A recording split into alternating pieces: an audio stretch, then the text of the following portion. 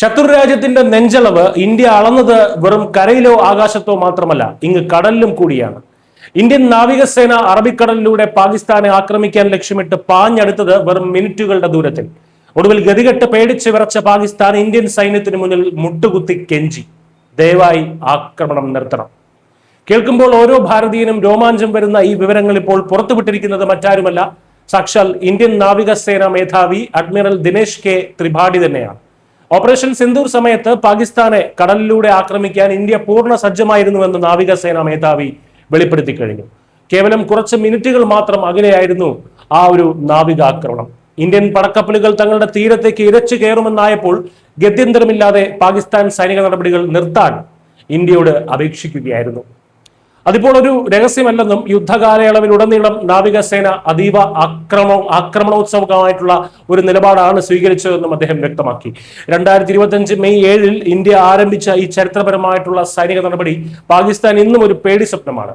ജമ്മു കാശ്മീരിലെ പഹൽഗാമിൽ 26 നിരപരാധികളായിട്ടുള്ള സാധാരണക്കാരെ ഭീകരർ കൊലപ്പെടുത്തിയതിന് ഇന്ത്യ നൽകിയ ചുട്ട മറുപടി. നമ്മുടെ സൈന്യം പാകിസ്ഥാന്റെ മണ്ണിൽ കയറി 100-ലധികം ഭീകരരെയാണ് അന്ന് കൊന്നൊടുക്കിയത്. കരയിൽ അടിയിട്ട് കിറങ്ങി നിൽക്കുമ്പോഴാണ് കടലിലൂടെ ഇന്ത്യൻ നേവി അടുത്ത പണി കൊടുക്കാൻ വന്നത്. ഇതോടെ പിടിച്ചു നിൽക്കാനാവാതെ പാകിസ്ഥാൻ DGMO യാചിച്ചു.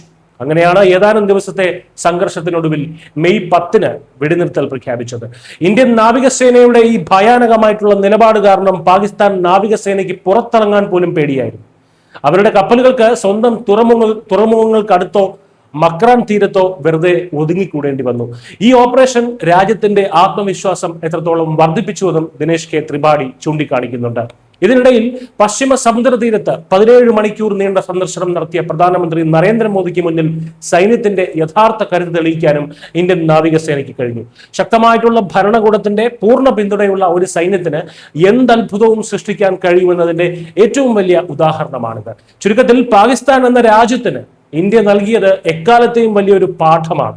കരയിലായാലും കടലിലായാലും ആകാശത്തിലായാലും ഇന്ത്യയെ തൊട്ട് കളിച്ചാൽ തിരിച്ചടി പാകിസ്ഥാന് ചിന്തിക്കാവുന്നതിലും അപ്പുറമായിരിക്കും. ശക്തമായിട്ടുള്ള രാഷ്ട്രീയ നേതൃത്വവും ധീരരായിട്ടുള്ള സൈനികരുമുള്ളപ്പോൾ ഏത് ശത്രുവും ഇന്ത്യക്ക് മുന്നിൽ അടിയറവ് പറയുമെന്ന അടിവരയിട്ട് ഉറപ്പിക്കുന്നതാണ് അഡ്മിറൽ ത്രിപാഠിയുടെ ഈ വെളിപ്പെടുത്തൽ. News desk Malayalam.